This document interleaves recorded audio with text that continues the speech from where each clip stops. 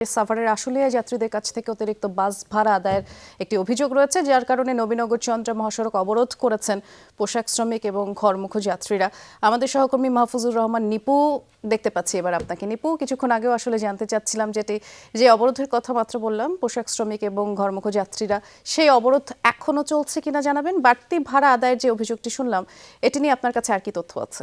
না, এখন পর্যন্ত অবরোধ নেই। কিছুক্ষণ আগেও কিন্তু আমরা দেখেছি যে নবীনগর চন্দ্রা মহাসড়কের যে বাইপাইল অঞ্চলটি রয়েছে সেখানে যাত্রীরা কিন্তু তারা অবরোধ করেছিলেন এবং এই অবরোধ করে রেখেছিলেন যাত্রীরা। তারা বলছিলেন যে প্রতি বছর যে সময়টায় অর্থাৎ ঈদের সময় যে পরিমাণ মানুষকে বা যাত্রীদের সঙ্গে যে আচরণ করা হয়, অর্থাৎ ভাড়া বেশি হাঁকানো হয়, আজও কিন্তু এবং গতকালকে থেকে কিন্তু এই আচরণটি করছেন। অর্থাৎ পরিবহন শ্রমিকরা যেখানে 100 টাকার ভাড়া সেটা কিন্তু 3 গুণ বেশি চাচ্ছে, এমন অভিযোগ কিন্তু রয়েছে। আর সবচেয়ে বড় যে সমস্যা সেটি হচ্ছে যে তারা কিন্তু, আমরা যতটুকু জেনেছি যে তারা কিন্তু তাদের যে কাঙ্ক্ষিত যানবাহন সেটাও কিন্তু পায়নি।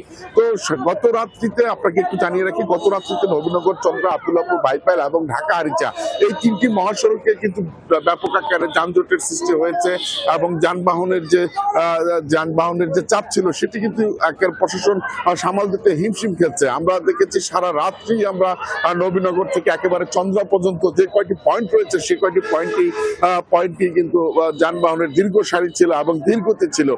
যদিও আইন শৃঙ্খলা রক্ষাকারী বাহিনীর চেষ্টা করেছেন, কিন্তু তারপরেও যে মানুষের ভোগান্তি, সেই ভোগান্তি কিন্তু আমরা দেখেছি রয়েছেন। আরেকটি বিষয় জানিয়ে রাখি, এখন পর্যন্ত কিন্তু আপনারা দেখতে পাচ্ছেন যে পরিবহনের যে সকল জায়গাগুলো রয়েছে তথা বাস স্ট্যান্ডগুলো রয়েছে সেখানে কিন্তু যাত্রীদের ভিড় রয়েছে। তারা তাদের কাঙ্ক্ষিত পরিবহনগুলো পাচ্ছে না। তারা কিন্তু ক্ষোভও জানাচ্ছে।